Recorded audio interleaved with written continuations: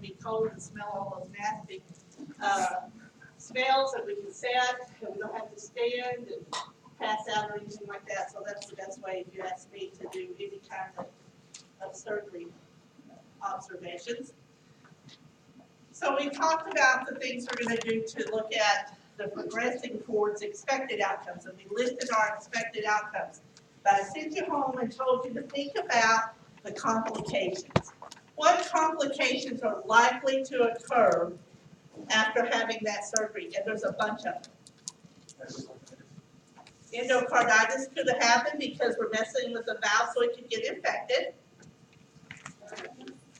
Arrhythmias, which is one of the first and primary ones that we're going to look for, are different arrhythmias, what they call reperfusion arrhythmias, because they took that blood supply away from the heart for a while, and so now it has to reperfuse. So you'll see reperfusion arrhythmias, one of the primary ones that you're going to look for.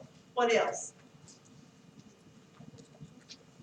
Hypotension. We could see hypertension too. That's symptoms. So tell me why we would see either one of those. What condition would cause either one of those? I'm sorry? Hemorrhage would cause the hypotension. So hemorrhage is certainly a complication we're going to look out for. What else? How about some of these back here not saying nothing? Infection, that's the endocarditis, but you can also get wound infection. What else back here? Stroke. A stroke, thank you. That's a major one early on that we're going to look for, is a stroke. You can have little blood clots form, as you can well see. That would be very easy to happen. Or perhaps air got in there, so we would see an air embolism, which would look like a stroke if it got to the brain. So we certainly could see a stroke. Those are the reperfusion arrhythmias and the stroke are two of the very early ones that you're going to be looking for. As time goes on, then you'll become more concerned with infection. Certainly hemorrhage could be an early one. What about some of the later complications as the patient starts to recover? What kinds of complications could we see? Pneumonia, rejection from the opiates, constipation, certainly. There's some more major ones you're not quite thinking of yet. Am I not likely? I'm sorry? Yes, renal failure, definitely. Now they call that acute kidney injury. Have y'all seen that's a change in terminology? Acute kidney injury, which they just mean acute renal failure. That's a major one. Anything else you can think of that would be a complication? DVT is the other one I was thinking of too. Certainly, all of those are things that we have to look at. And we do want to look at them as to what's most likely going to happen early on and what's most likely going to happen as we go further along, so that as we're assessing, we put our priorities on the systems that we need to prioritize for. And certainly the reperfusion is going to be a concern because that could be a major complication, and the stroke, major complication, and hemorrhage. Now, also one that no student ever thinks about, I ask the question very frequently on exams, and it's often high missed, even though we bring it out in class each time I show that case. I want you to think about that patient and what they did to stop his heart. Yeah, so if you put into your central core of your body a bunch of ice water, what do you think is going to happen to your body temperature? It's going to drop dramatically. The patient's going to become very hypothermic. And they didn't do anything to warm him up before they closed him up, did they? Did y'all see them do anything to warm him up? Absolutely not. They did not do anything. So therefore, he's going to be hypothermic. Now, how hypothermic and how much of a problem is what we have to really assess for. We have to not just assess the temperature, but does it cause a problem? And when you become hypothermic and it becomes a problem, what signs and symptoms will you exhibit?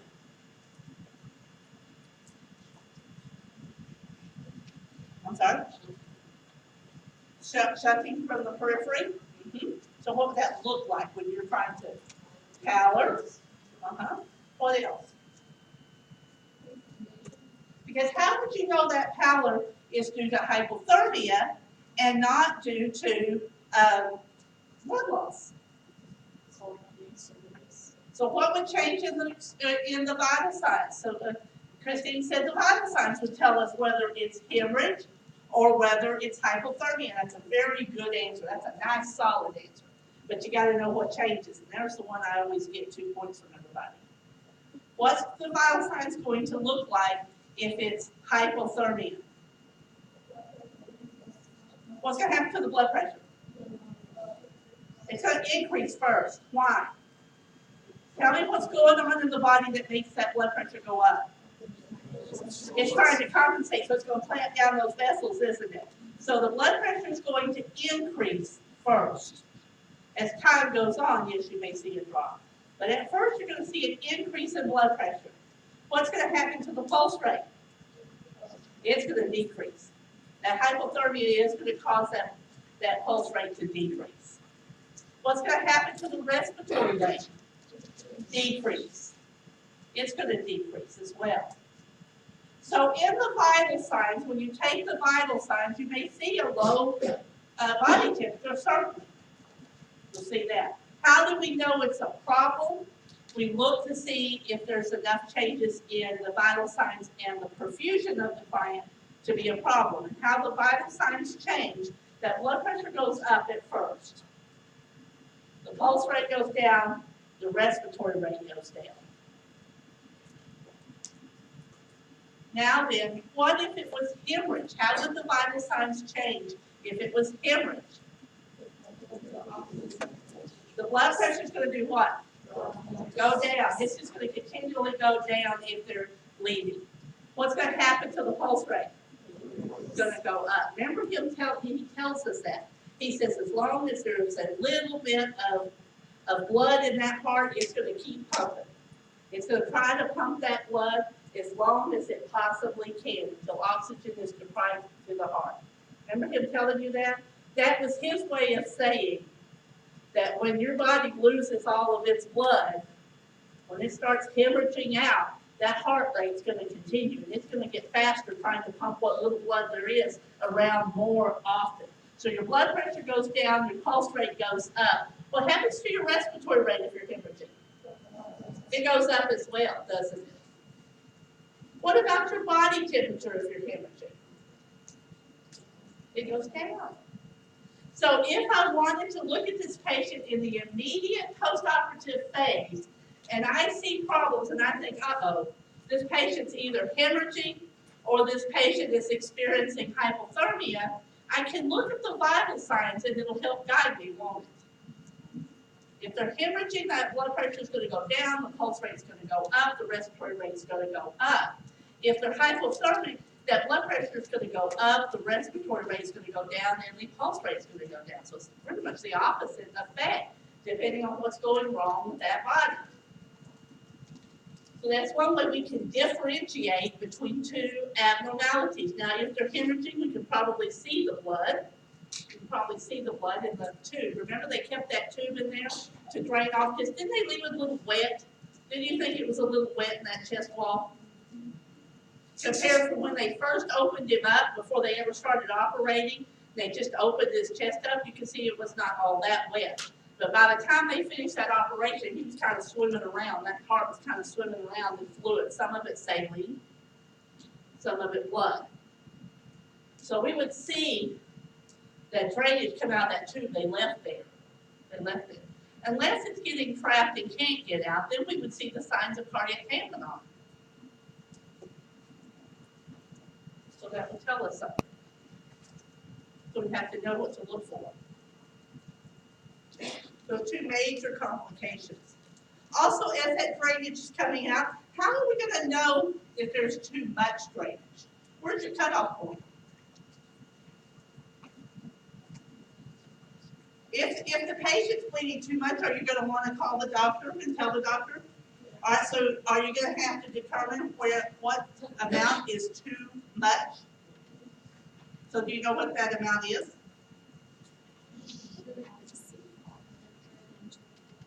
Exceeds 524 hours?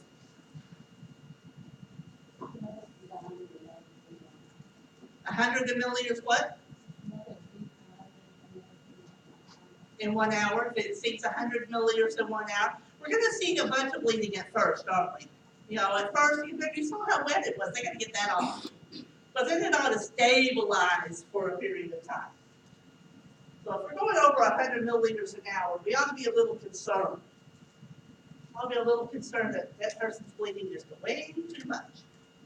And start looking for those changes that we talked about.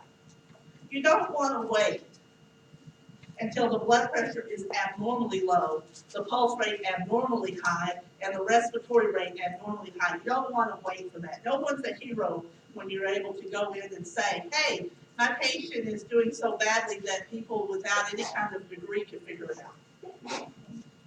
That doesn't help the patient any. You want to look for something called trending. Trending is where we take data over time and we compare it to itself and see if there's any patterns occurring in that data. So we would start taking, of course, this patient's vital signs can be taken very often, and we want to look and see what that blood pressure, pulse, and respiration, temperature is all doing. Is it all, what parts of it's going up, what parts of it's going down, is it stabilizing, staying essentially the same? So we would want to look for trends in that data that show us this patient is having blood loss or having hypothermia. Not wait until it's so obvious that my 7-year-old grandniece can tell you that there's a problem. We want to look for that. Those are some common questions I ask about this case and frequently give students difficulty. And the reason they give you difficulty is you want to show any vital sign change is hemorrhage, and it's just not. Hemorrhage looks like the blood pressure goes down, the pulse rate goes up, and the heart rate goes up. So if you've got just the opposite data, then that's not hemorrhage. No matter if that's what you want the answer to be. We have to look at these complications. So as time goes on, what would we expect then with the reperfusion arrhythmias? Which arrhythmias are we looking for? Which ones are most likely? Atrial fib, by far. Atrial fib. You saw that fibrillation, didn't you? That was B-fib we could see on his heart before they started making it pump again. Also, they have taken all of his blood out of his body, ran it through a machine, and gave him that blood back. Because they put him on bypass, didn't they? There's going to be some complications to being on bypass. What are they?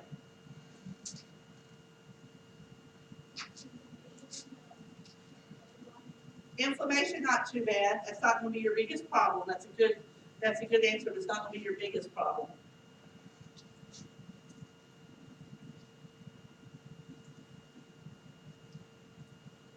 I sent y'all home to find this stuff out. I expect that you did that. Did you? I'll tell you what, I'm not going to tell you the answer to that question, but there will be a question like that on the exam. Just be aware. If you're not going to prepare, then I'm not going to just sit here and feed information to you.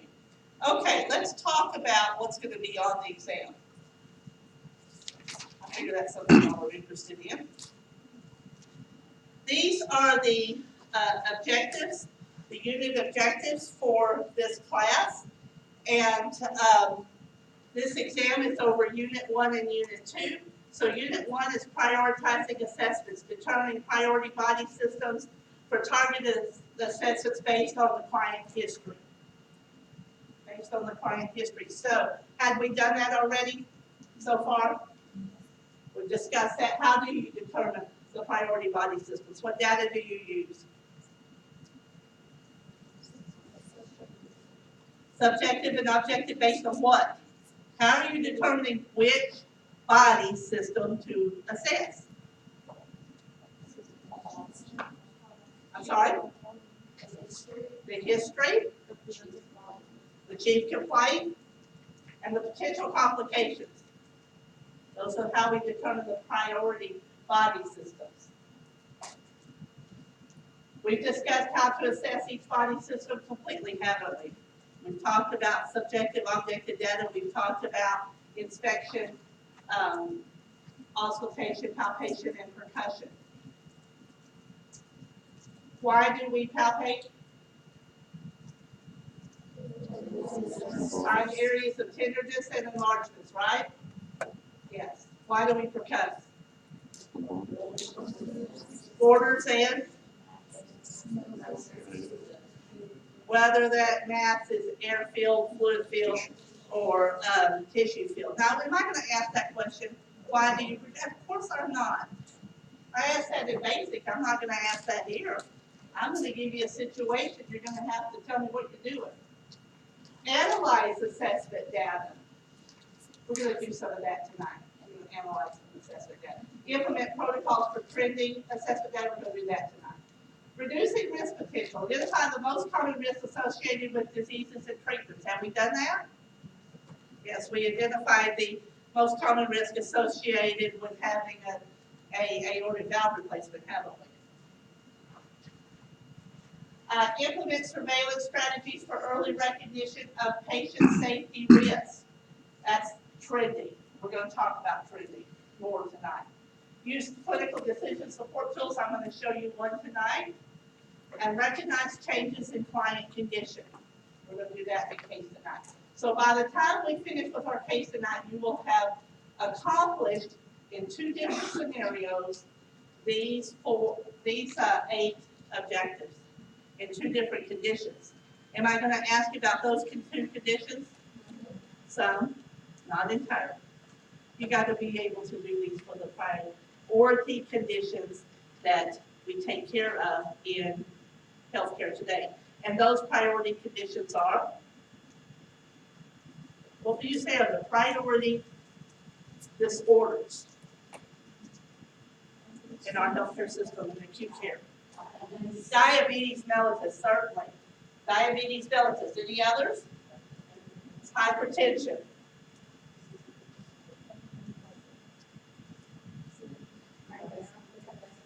Any of the cardiovascular, not some of the, the more aloof kind of rare cardiovasculars, but certainly the coronary artery disease, peripheral vascular disease. Those are very prevalent in our community. So those are things we need to be able to do this for. Anything else? Stroke. And on the other side of stroke is, you're thinking you're worried about that brain, what else do you have to be worried about? The heart, we've already talked about, there's one other organ. The lungs. The kidneys. Guys, if you're worried about perfusion to the brain, you ought to immediately think we'll also have to worry about perfusion to the kidneys. Something that interferes with perfusion is likely to get one or the 2 of those. Certainly there are some lung disorders. What lung disorders? COPD, is that one disease? How many diseases are there in COPD? What are they? Asthma. Chronic bronchitis. Emphysema. So you'll definitely want to address those 3 disorders. Any other disorders you think you might need to know about the lungs? Pneumonia. Definitely pneumonia. Primary disorders. If you hear yourself saying, I got to assess for the complication of, you ought to know then how to do this for that complication, those disorders. You picked out the primary ones that you're going to see. How about the GI system? What are some primary disorders of the GI system that we need to be concerned about? Constipation.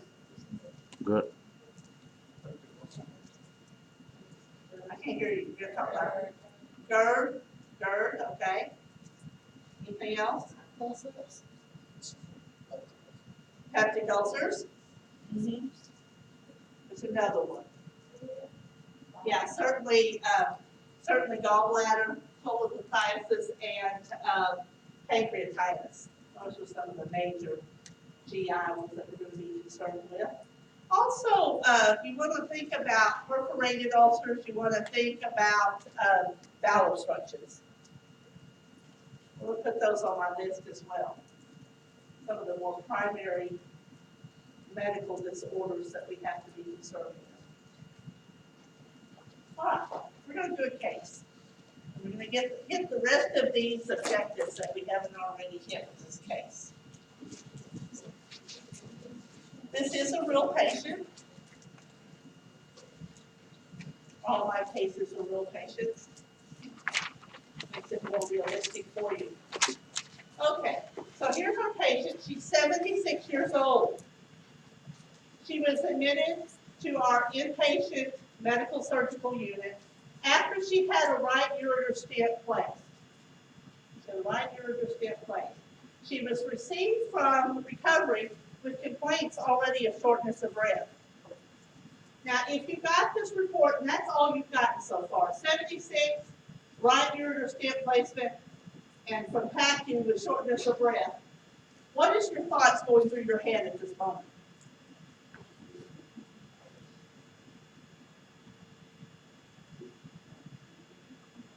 I can't hear you. You have to talk up. Do you reckon about PE? Okay. Anything else that's going through your head? Jeez. I think on Monday, the next time we're together on Monday, I'm going to make a stack of cards with your names on it and just going to start pulling them out. Calling them off. You will talk in this class. Set your mind to it. I'm sorry? Reaction to what? To the stent? Okay. Anything else? Going through your head? UTI, that she might have a UTI? Is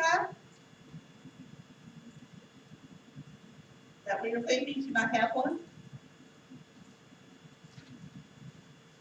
Does everybody know what a right ureter stent is? Why are they placed there? Output. What about the kidneys? Possible stones? Think they removed the stone and put a stent in place? Or they're waiting for a stone to go down that can't go down, so they're going to put a stent, keep that open? Could be. So what's going to cause the urinary tract infection?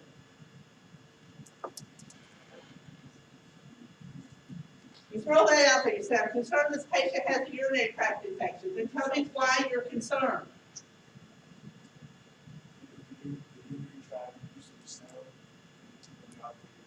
So you're thinking this urinary tract infection comes from the stent being in place? Urinary How long does it stasis. take an infection to set up once the bacteria has been introduced? At least 48 hours. So if this patient has a urinary tract infection, it's not because they put a stent in place. The stent just happened today. If she has a urinary tract infection, what caused it? The blockage, the retention of the urine, the stone, something along that line, if she were to have one. Does it fit that a patient who had a right ureter stent placed should have shortness of breath? That's what I call a disconnect. When your data doesn't connect together. When things are going on, it's making kind of sense, and you have this piece of data go, wait a minute. She had a ureter stent placed. Why would she have shortness of breath? And that's where Christine went with, or perhaps she has thrown an embolus. Maybe that's what's going on, pulmonary embolus, perhaps. All right, let's look at these vital signs. What do you think of that blood pressure? A little high, isn't it? Are we shocked at age 76 her blood pressure is that? Not really. We know it's high, but we're not shocked. This is analyzing assessment data. We know that's high, but it's not high enough for us to say, hey, that's a real concern. But how about this heart rate? Are you more concerned with that? Yeah, I'm more concerned with that. Because at age 76, we might have a heart rate that's in the 90s, but we're certainly not going to have a heart rate of 128 just because we're 76 and have had some conditions going on. So that one's very alarming. How about this respiratory rate? High. So looking at just these three vital signs, the one that concerns us the most are the the pulse rate, the respiratory rate, aren't they? There's something wrong there. How about her body temperature? Normal, a little low, but she just came from surgery, PACU, it's freezing in those rooms. And how about her O2 sat? What is O2 sat? It's the what on the hemoglobin?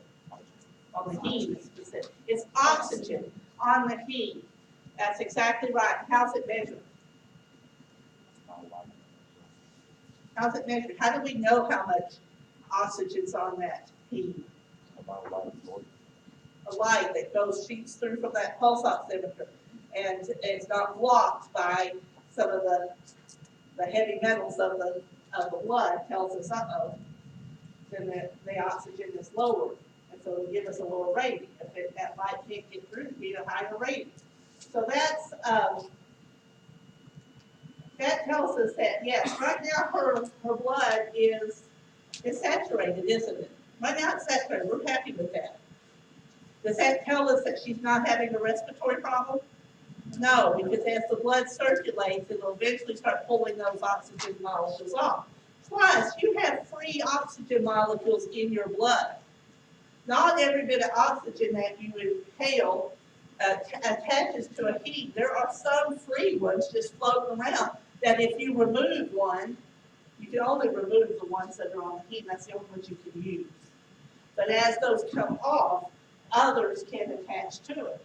So you can have some oxygen circulating around for quite a while before your blood is no longer saturated. So don't rely entirely on your O2 sat, because that can take a long time for that to start to drop. And I see that a lot. I see a lot of people who have these respiratory difficulties, and I'll ask the nurse about it, and they'll say, well, the O2 sat's okay. Well, that's great. So they're compensated, they're good right now, but are they going to be that way in an hour, 2 hours? What's going on? Okay. So what do you want to ask this client? Given what you now know about her, what do you want to ask her?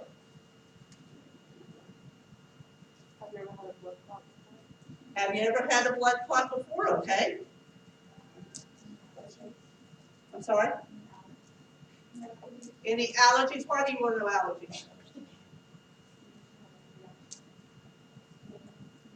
Okay, so I think I would ask her that. Have you ever had difficulty with anesthesia before? Anything else?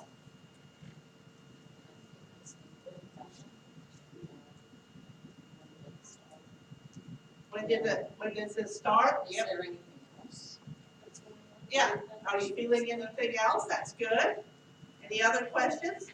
Previous infection?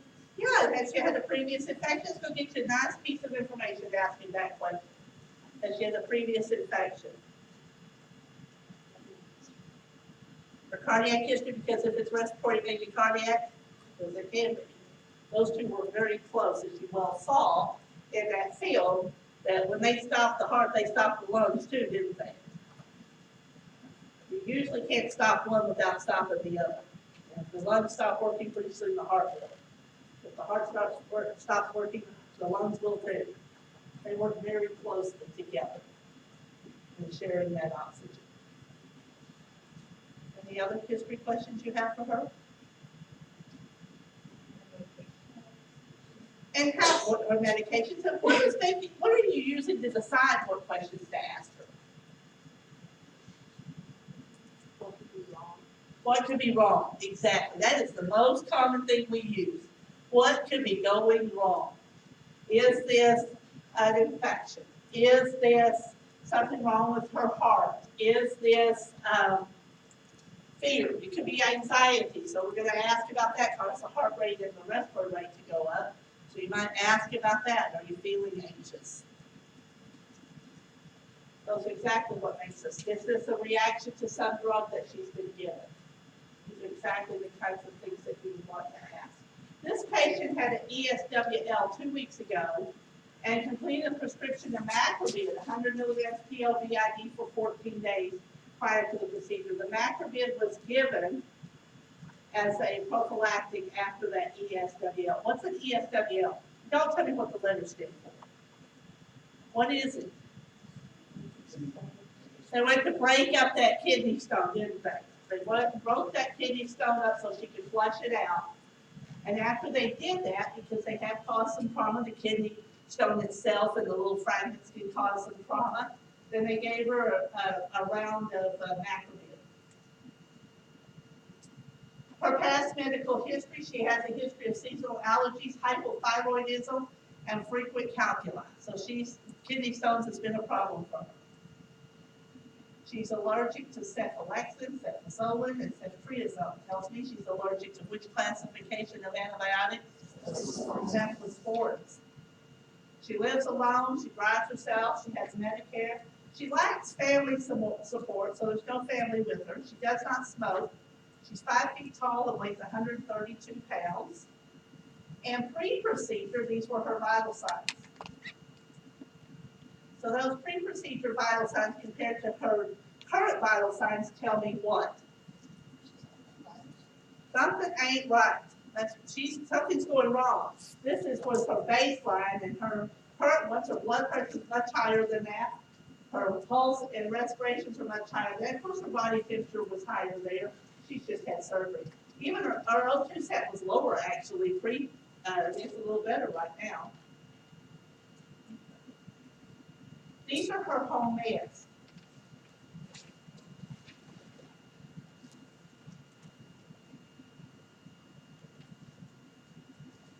So which medical diagnoses do these medications suggest she is experiencing?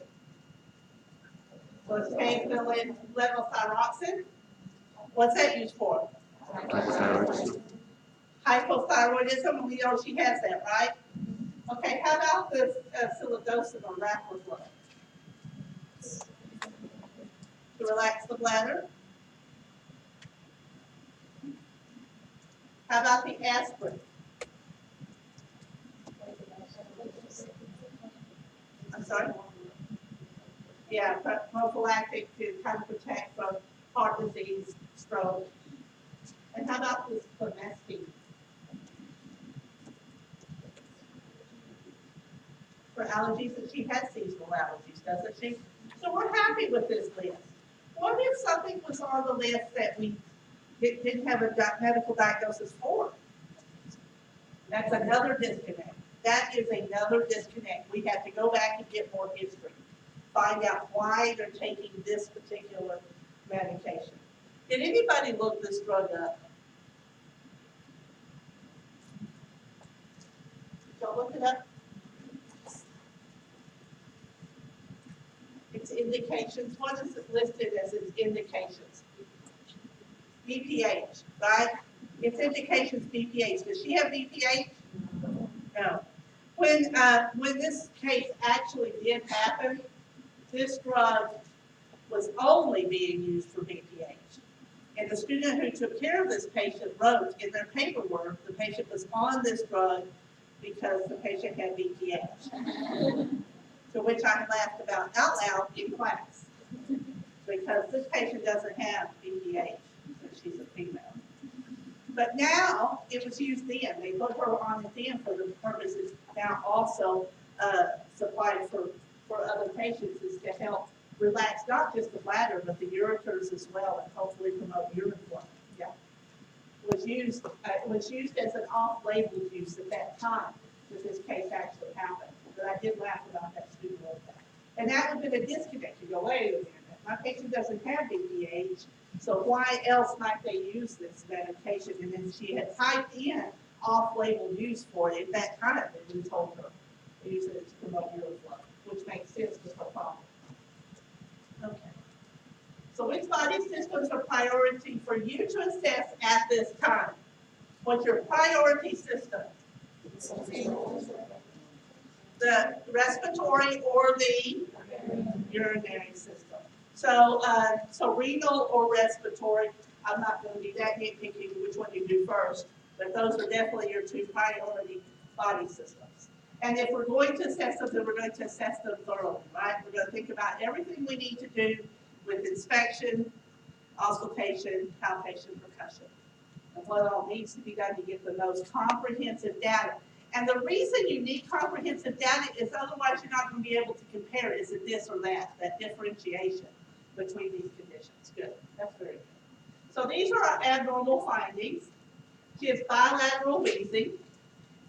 She had 1,600 milliliters of lactated ringers infused during surgery and only 260 milliliters of urine returned. That can't be good. She complains of shortness of breath. She is tachycardic, and she's drowsy, but she's responding appropriately. These are the only abnormal findings in all of that assessment. These are bad. But those are some bad ones, aren't they? Because these abnormal findings suggest what? Fluid overload, renal insufficiency. Exactly. That's what they do. Okay. This is the clinical response tool I'm going to teach you tonight. It's called the Modified Early Warning Score. There's one for pediatrics as well. We're going to use the adult one in here. And what you do with it is you rate each one of these classifications here along this scale, and then whatever they fall into, they get that number. You add the numbers together, and if it's 5 or more, it's considered time to call the doctor. Okay? So let's look and see what hers looks like. So we're going to use her 1125 vital signs. These are her 1140 vital signs, but these are 1125 vital signs. We're going to come to the heart rate, and it's 128. So it fits here, right? Between 111 and 130. So she gets 2 points for that. Then we're going to use her systolic blood pressure, which was 140. And that's right there, isn't it? So she doesn't get any points for that. The goal for this woman is to have less points. The respiratory rate was 28. So she gets 2 more points. So how many does she have total? 4. The urine output was, what did I say it was? I didn't write it. 260 in the last 4 hours. So she doesn't get any points for that. Oh, but this is, yeah, in the last 4 hours. Yeah, I know that's 4 hours. Okay. The central nervous system, she's awake and responsive, right? So she doesn't get any points for that. Her oxygen saturation is greater than 95%, so she doesn't get any points for that. So how many points does she have? 4. She has 4 points. So it's not critical enough that we need to call the doctor, but it's getting pretty close, isn't it? It's getting pretty close. And if we looked at that urine output as we only have it as she had this much in since surgery and this much out, does she have at least 30 mils per hour? Do you think if they even took, how many hours would they have to have taken for it to be less than 30? What was the urine output? 260? So divide 260 by 30.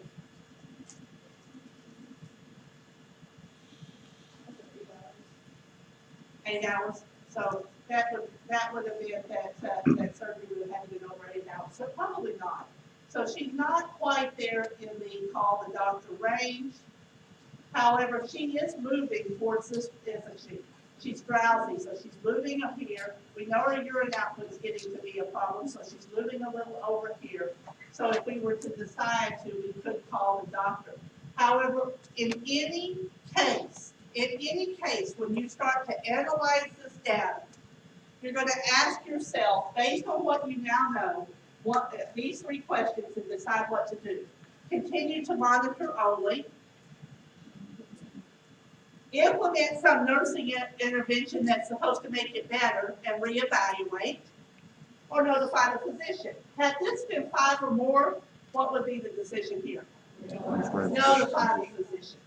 But since it's 4, we have the option of 1 or 2 as well. So do we want to continue to watch her and see if she gets better? Or do you have a nursing intervention you think we ought to implement to see if that helps? Put oxygen on her and reposition her? That's a nursing intervention. We could put some oxygen on her and we could reposition her. Then we would see if that helped. Well, we do know that at 1140, these are her vital signs. So let's go ahead and chart these vital signs. Her heart rate is now 126. She gets 2. Her systolic's 136. She's not going to get anything for that. Her respiratory rate is 32. Now how many points do we have? 5, even if everything else stays normal in her. We get another point for this O2 sat.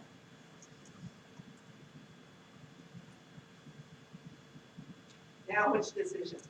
We're going to notify the physician. Exactly.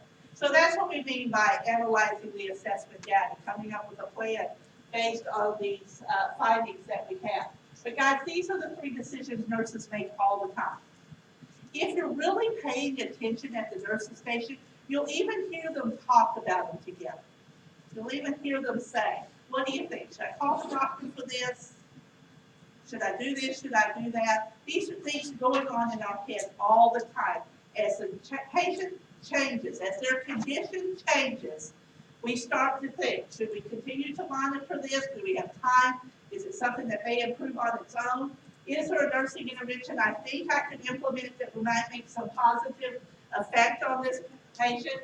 Or is it so bad I really need to notify the provider? Or even if it's not so bad, there's something I need from that provider. Sometimes you need to notify the provider just because you need the prescription for it. It may not be something horrible. The patient may not have a score of 5 on Muse, but they've got a pain level of 9, and they don't have any pain medication ordered. So you need that prescription. So there are some things we need the provider to give us. And so we'll go ahead and notify the physician. But you're going to ask yourself these 3 questions over and over and over and over in practice. And I want you to practice these in clinical now. When you're in clinical next week or the next few weeks, and I don't care which clinical you're in. I don't care if you're in this one, if you're in community, if you're in mother baby. I want you to think about as you're dealing with your patients, as things change, I want you to think about consciously which one of these 3 decisions are you making and why are you making it and how do you know it's the right one. In this case, we implemented the oxygen and we went back, we repositioned her, we implemented oxygen, we went back, we assessed, and she's no better. And actually, they did not implement the oxygen on her. We would have done that, but these nurses did not. So we're going to call this doctor. We're going to call the doctor. We're going to use SBAR. Everybody remember SBAR? So how are you using this at United Regional at all? SBAR. If you leave Wichita Falls, it is the primary system being used for provider to provider communication, even nurse to nurse. It really wasn't designed for nurse to nurse, but people are using it nurse to nurse.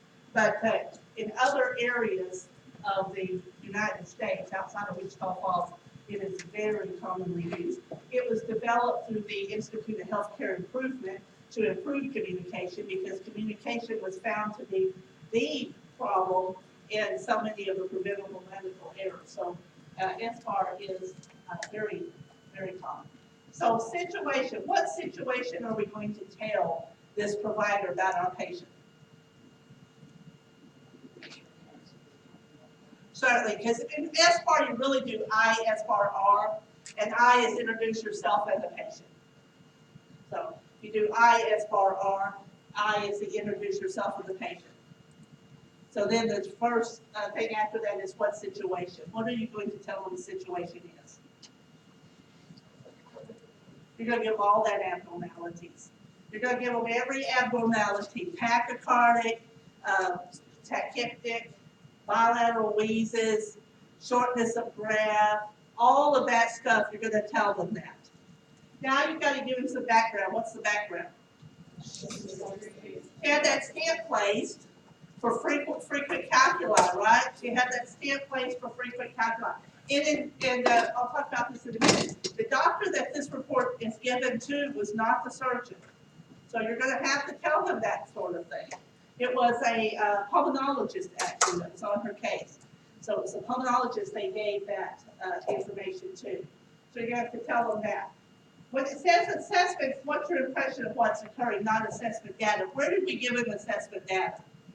In the situation. Now, I will tell you, when it's nurse to nurse, a lot of times they'll put the assessment in the assessment column when you're going from nurse to nurse. But if you're doing nurse to physician, the assessment data goes in the situation. You're wanting to tell them up front quickly, these are the abnormalities. These are some things I think you need to know about that. Your assessment is what? What you think is going on. In this case, it may be, I think my patient's condition is changing so dramatically that she needs a medical intervention. I think it's changing that dramatically. Or you might say, as Christine did, I think this might be a pulmonary embolus. You can do it either way. You can tell them what you think it really is, or you can just tell them, I think that this condition is changing very dramatically. You need an immediate intervention.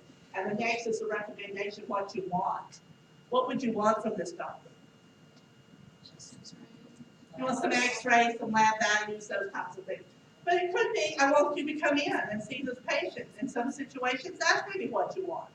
Sometimes you just want pain medication. You know, you're going to tell them what you want. So you're going to start out with what's wrong, where's the abnormality, this is the abnormalities, this is some kind of background information we think you need to put this abnormalities in perspective. This is what the reason we're calling, essentially. This is what we think is going wrong, and this is what I want. So you might have something that looks like this.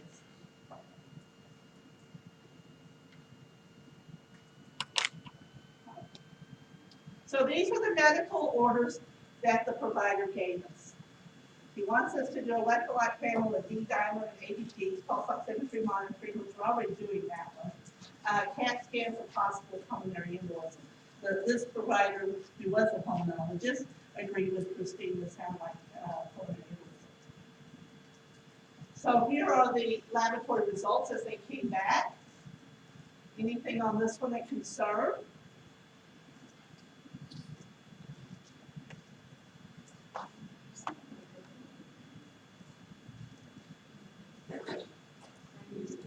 The magnesium's a little low. Is it a concern if the magnesium's a little low? Why? Johnson's going like this. Why, Johnson? Why is it low? Well, what's the concern? Not why is it low. What's the concern? I was thinking about calcium. Okay. Okay. What's magnesium responsible for? Smooth muscle The contraction. heart? Yeah. Muscle. And when you think about muscle, the one you really are concerned about is the heart. So a little low magnesium might not be a good thing, right? So that was, doesn't seem too scary, but it's something that's not something you'd like to see. Let's go to the next one. Here's the D-dimer. So what does that tell us? There's a clot somewhere, isn't there? Yeah. Doesn't mean there's an embolus, but there's a clot somewhere to give that kind of a reading of when this is a reference value. Like, oh, definitely has the clot. So that's supporting that whole PE, isn't it? It's not diagnostic of it, but it supports it.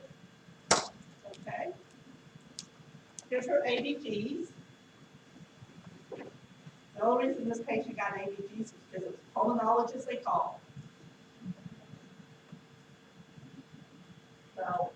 So we look at these ABGs and what acid-base condition is she in? Respiratory alkalosis? How are you deciding that? So what is the 7.41? Is that alkalosis or acidosis? Isn't it normal? Well, here's the reference value, so it's normal. But we look at this PCO2 and we see that it's 33, and a low CO2 indicates acidosis or alkalosis? Alkalosis.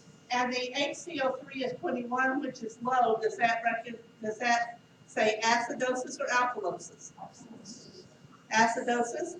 So this one's saying alkalosis, this one's saying acidosis. So how do we know which one is which? It's whichever this one is closest to. So a 7.41, is that closer to alkalosis or acidosis? Alkalosis. Alkalosis. So what causes respiratory alkalosis? I'm sorry? Hyperventilation. Hyperventilation, yeah. We know she's doing that, right? She's hyperventilating. So, and what do we say about her compensation? She's fully compensated, isn't she? Good. A little painful, but you did it. Okay. Some people have been able to do it before. CT scan of the lungs are negative. There is no clot in those lungs. This is not a pulmonary embolus. She's got a clot somewhere, but it's not in those lungs. And with pulmonary embolus is what we were all going for, wasn't it? So now what? So now what?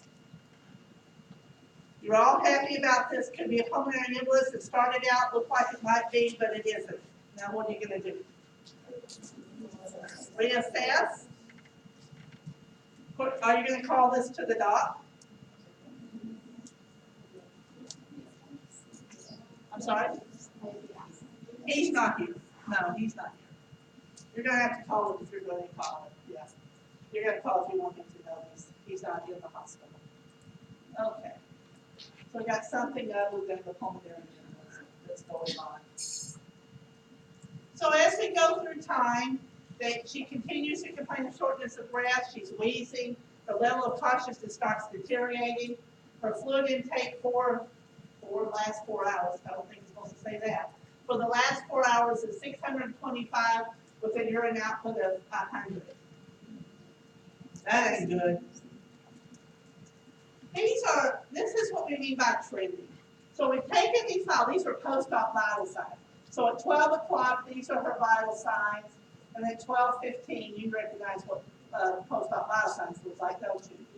You notice any patterns in her post-op vital signs? Her BP's dropping. Her heart rate's kind of stabilizing, and it kind of takes a little, it's in the 140s and now it's in the 110s, right? Look at her respiratory rate. Kind of stabilized, but it's fast.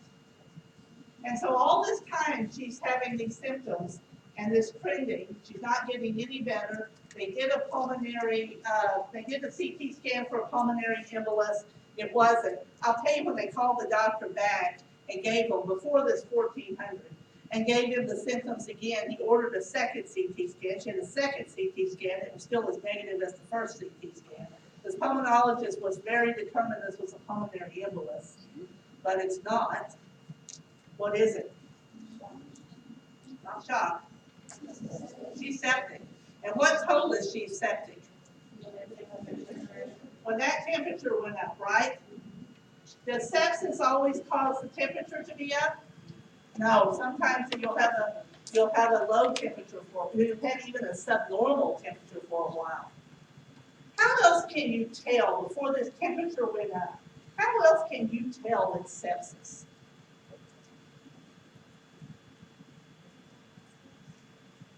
I'm talking symptoms. I'm just talking, you're looking at the patient and you've got symptoms. What are the other symptoms of sepsis? Decreased LOC. Anything else? Diarrhea. If that's the causation, that's not going to be it's not going to be something that is a symptom. Fluid retention, because why? Why would you have fluid retention with sepsis? They can, but we don't have fluid retention before they go into shock. Why? The kidneys aren't being perfused. The kidneys aren't being perfused. Sepsis, what is sepsis? Maybe we'll start there. What is sepsis? It's a systemic infection. It's an infection that's no longer in whatever body part may still be there, but it's not just in the body part that was infected. It has now gone through the entire bloodstream system. It's what we used to call bacteremia. Throughout the body system. So it's going to affect perfusion to the organs. And we're specifically going to see problems with the organs that we most often monitor, the brain and the heart and the kidneys. And in this case, we can see difficulties with all three, can we not? We have tachycardia, and the lungs. I should add the lungs to it too. Heart, because when you have the heart, you got the lungs, you got the lungs, you got the heart. So we're going to see changes to the heart and lungs. We're going to see that pulse rate and respiratory rate change. we're gonna start to see the O2 sat will eventually start to drop, because she's not able to make the transfer for her O2 and her CO2. We're gonna see changes in level of consciousness, but you're not confused in the brain. We're gonna see changes in the kidneys, because we're not, and the urine output, because we're not confusing the kidneys. Did she have the signs of sepsis all along? Ever since they implemented rapid response teams in hospitals, the number of respiratory and cardiac arrests has significantly declined. Agencies are even showing things like they may have had 20 arrests in a month, and they, after these things were implemented, they go down to 0, or maybe it's 1 or 2. I mean, they have significantly declined the rate of cardiac and respiratory arrest. But what has then risen to the top as the next missed sign of problems is sepsis. We're not catching sepsis. And so patients are going a long time. This one luckily got a fever in post-op vital signs that told them this was sepsis. So that fever jumping at 102 while they're doing post-op vital signs made them, they knew at that point that this patient was septic. But up to that point, they did not realize that. And if you don't intervene quickly with sepsis, the patient will die. It goes to septic shock pretty quickly, and the patient will die. So they realized that here, that's when they put the O2 on. They didn't put it on here with all this up and down O2 saturations and this heart and respiratory rate. Anytime your respiratory rate is that fast, you gotta be putting some O2 on the patient. Because you know you're going to use it up. You're going to use it up. Something's going wrong. So they should have caught that sooner, but they did. But that's what we mean by trending. Looking at these vital signs, looking at the data that you're collecting in assessment, making some determinations as if they're getting better, they're getting worse, they're holding their own, that sort of thing. And you can see she was kind of drifting down with her blood pressure. Here she kind of held her own for a while, and then it started to slow down for a while. And this, she kind of held her own, but it's so fast. And this was all over the place. So then we called the doctor again. They gave him CBC and cardiac enzymes. So here's the CBC, and what do we find that's abnormal? Those white blood cell counts. And as soon as we see a white blood cell count that high, where does our eyes drift next? Talk to me. Differential. So what is that differential telling you?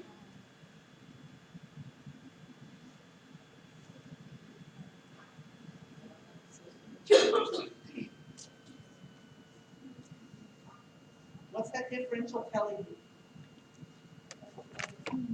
A bacterial infection. How do you know it's a bacterial infection? Those bands tell us that. Those are immature white blood cell counts, immature neutrophils, aren't they? When the neutrophils go up, and these did, the bands did, bands and segs are immature neutrophils.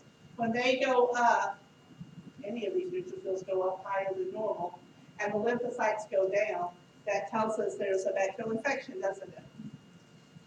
So this patient does have a bacterial infection. Not from the stent, a urinary tract infection that they didn't catch before surgery. Okay, so how about this hemoglobin hematocrit? Is it okay? This one is. What is, well, we got a hemoglobin of 12.4. Let's just round that to 12. We got a hemoglobin of 12. We also want the hematocrit to be 3 times that. So 12 times 3 is what? 36. A little low, isn't it? She has hemodilution. That's a sign of hemodilution. Her red blood cell indices are okay. Her platelet count's okay. This tells me that my patient has a bacterial infection. She's a little anemic in the sense that she's got RBC 3.7 too. Not too unusual with an older person. Her hemoglobin MAC is a little on the low side. But these lab results tell me she has a bacterial infection and she's hemodiluted. Any problem there? No, she doesn't have a, she's not having a heart attack. That's what those would tell us. So the provider said to get blood cultures 2 sets, 10 minutes apart, to give her piperacillin sodium and tazobactam-zosyn, 3.375 grams IV Q6 hours, and decrease the lactate renus to 250 mils per hour. So why is the blood culture sets being done 10 minutes apart?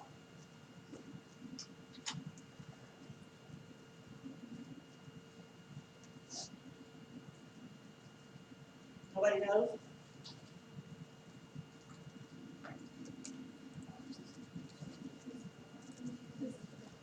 Why do you want them from 2 different blood samples? Yeah. It's the same reason you get 2 pregnancy tests.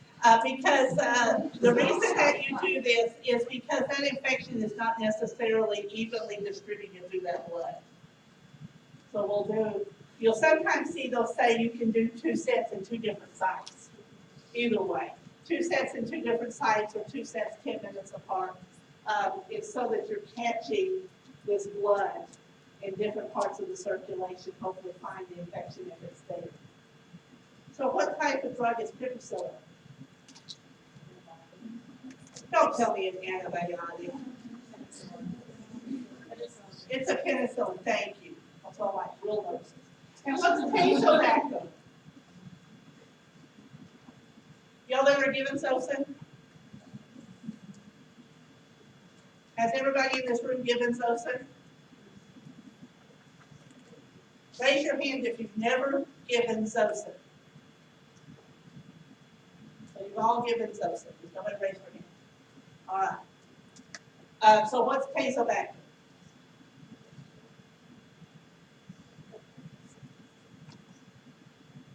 You've all given Zosyn and you don't know what tazobactam is. What's it do, Katie? I think you're saying. The piperacillin's a penicillin. The tazobactam is not. It's going to make that penicillin working better because it's an enzyme that does what? There you go. That's right. It inhibits the enzyme that the bacteria produces that can destroy penicillin. Very good. That's what tazobactam is. So they add it so that the piperacillin will work better. It's working on bacteria that has that enzyme that can destroy the piperacillin. Those enzymes are called beta-lactamase. You ever heard of that? Beta-lactamase is an enzyme bacteria produce that make it resistant to penicillins. And so we add beta-lactamase inhibitors to our penicillins in order for them to work better. And that's what tazobactam is. Okay. So why are we increasing this IV fluids to 250? She's already got fluid overload. Why are we increasing those fluids? We're trying to challenge those kidneys. I thought it was odd that we used lactated renus. I thought that was odd. You don't usually see them challenge the kidneys with lactated renus. It's got potassium in it. Lactated renus has potassium in it, and you don't usually give potassium to patients who have renal insufficiency, right? So I thought that was bizarre. I would have expected saline or even D5W. A lot of times they'll do renal challenges with D5W. You won't run it long. You'll kind of challenge the kidneys with it. Or saline. Saline's much more common. So anyway, I thought that was odd. It was to challenge the kidneys. The patient tells you she's allergic to Keflex and 7, but she's never received Zosyn. Is she likely to be allergic to Zosyn? Hello? Yes, because they can have cross sensitivities, right? So when you give her the Zosyn, what are you going to do? You're going to stand next to her for the first 15 minutes and make sure she didn't have a reaction, right? You're going to stand next to her while she gives the Zosyn. The Zosyn's available in a 3.375 gram in an Advantage vial. Y'all send Advantage vials. Those are the vials you hook onto the bag of fluids. Pop that little thing and get the fluid in there, shake it up and put it in the bag. Y'all know what I'm thinking you know what I'm talking about. You've done this. So which one of these bags of fluid are you going to choose to hook to this SOSA? You want 100 milliliters NS? Does everybody want 100 milliliters NS? How'd you decide? How did you decide? That's what you've seen done? What if it's wrong? So where would you find this information? Which drug book? The IV drug book. Gayhart would tell you this. You're in luck. It'll say you can use any of these. Woo! Woo! Okay. All right. If you chose the 100, all y'all like the 100 because that's what, oh, it was this one, wasn't it? You chose the 100. What rate will you infuse the Sosin on the IV pump? Why? It can be given in 30 minutes. So you're going to give it at 200 milliliters per hour. Good. So here's some more assessments. I should ask you one more thing. What are you going to program the pump as far as your volume to be infused? 100. Good. You can't believe how high that is. All right. Here's some assessments. You laugh. That is a question I ask a lot that I get high missed answers. I think, what? Y'all miss it, not you personally, but people sitting in these desks in my CDM class miss it every semester. Lots of them. And that's the thing with the flabbergasting. Okay, so this patient, here's some vital signs going along. Continues to experience shortness of breath and sensorium is decreasing and urinary output is less than 30 mils per hour. Now what? Now what? We're giving her that back-pated ringers at $2.50 an hour. We're giving her Sosin.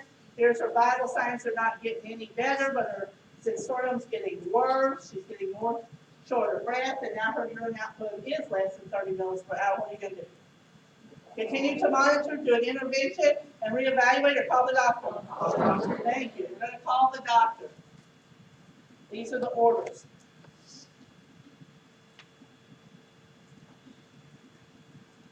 All right, so which one of these orders are you going to do first? Decrease the LR. What are you going to do second?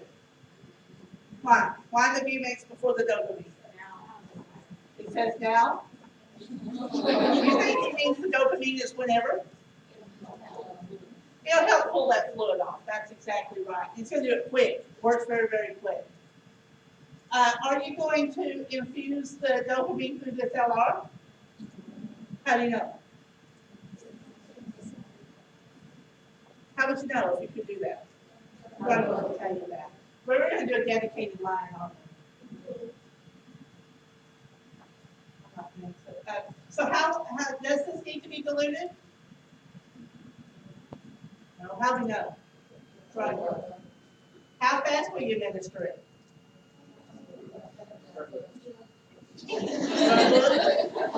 Have y'all ever used the drug book? Have you ever pulled that Gayhart book out? If I were to see your Gayhart book, would it squeak when I pulled it open? Because it's never been moved. Yeah, you administer it, what, 1 milligram a minute, I think it is. Something like that. Here is the dopamine. Here's the dopamine. We already said we're not going to run the secondary infusion. So what rate are you going to run this?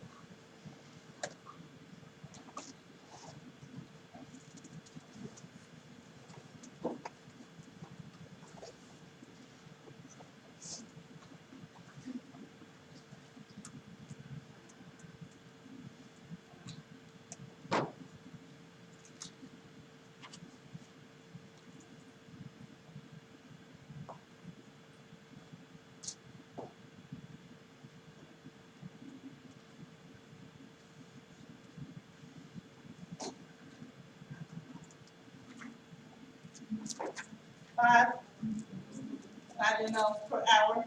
And what's the volume to be infused? 250.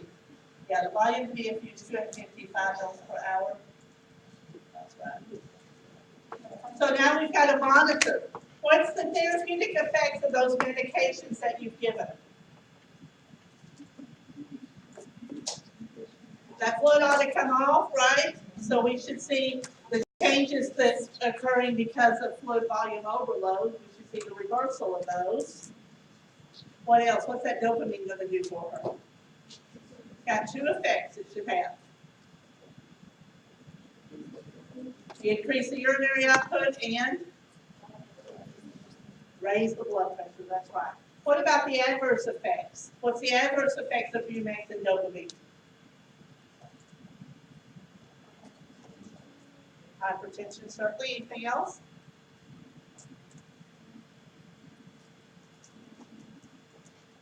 See, this is where y'all always go wrong. And not just you guys. It's where nursing as a whole is going wrong. We're watching for the therapeutic and we're not looking for the complications. And that's why we're seeing so many problems in healthcare. It's this very thing. These are the things that dopamine and Bumax can cause. Oh, and this one's from the piperacillin. This one is from the piperacillin as well. It causes pruritus of the IV site. These are the things that we want to be looking for. But that's what I'm seeing in healthcare. Seeing nursing as I'm working with nurses and having students and listening to the reports from these journal articles that are talking about the errors we're making. It almost always boils down to we're only looking for this and we're not looking for this, and communication. Communication between the providers. So how often would you assess the IV's insertion site? Hour is a good idea. And what would you do? What would you do if you saw the site was cool and edematous? Stop it. Do what? The dopamine site is cool to the touch. It's infiltrated. You've stopped it. What are you going to do next?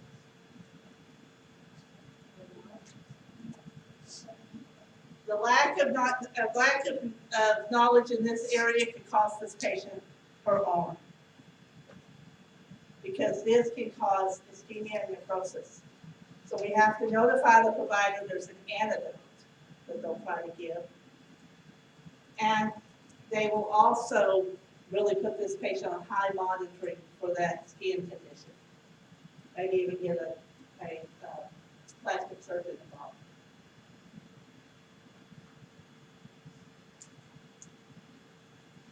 All right, that's some stuff about sepsis, and I'll post that for you.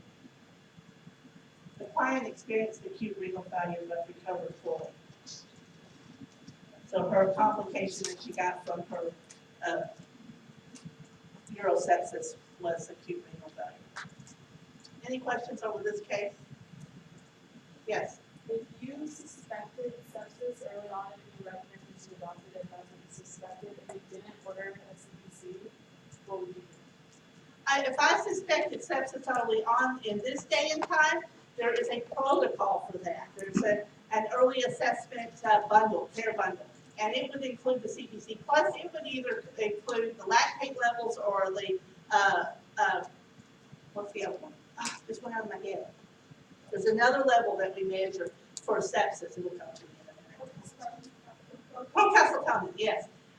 Depending on the bundle, you'll do one of those two plus the CBC, and so you wouldn't even have to really call the doctor for that. If you suspect early sepsis, you pull that care bundle. Yeah, that's what we're trying to reverse now. Now that we've got cardiac and respiratory rest down to nearly none, now we're trying to work on lowering sepsis. And sepsis is on the rise, even of itself. It's on the rise. Where more bacteria are becoming resistant to our antibiotics, and so we're seeing more and more infections go to a septic level. So sepsis is our huge concern. We're going to talk a lot about sepsis in this course because it is such a huge concern.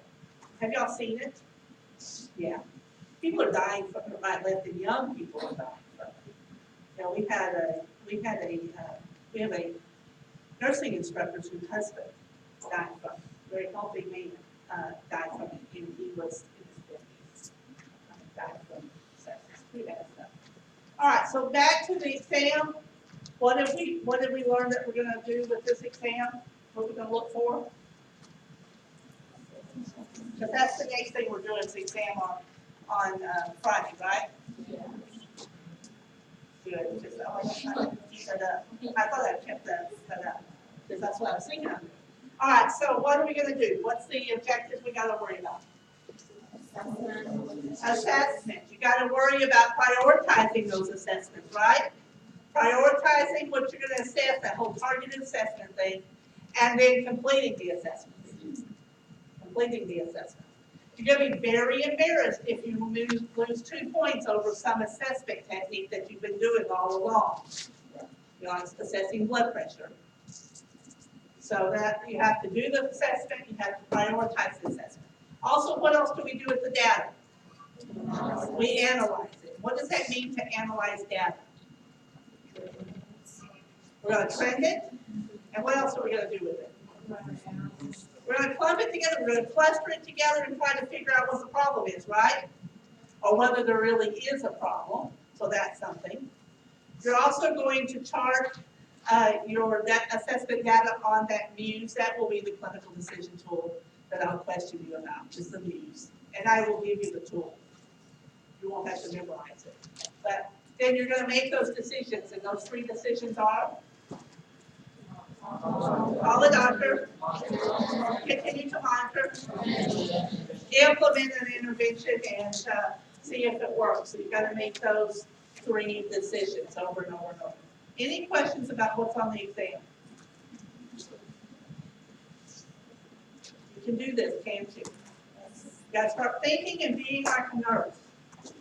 Y'all give me some hope. When you do talk, you give me some hope. All right, we've got a dosage calculation quiz that I almost forgot about, but I did go ahead and post. I know you probably didn't even know that.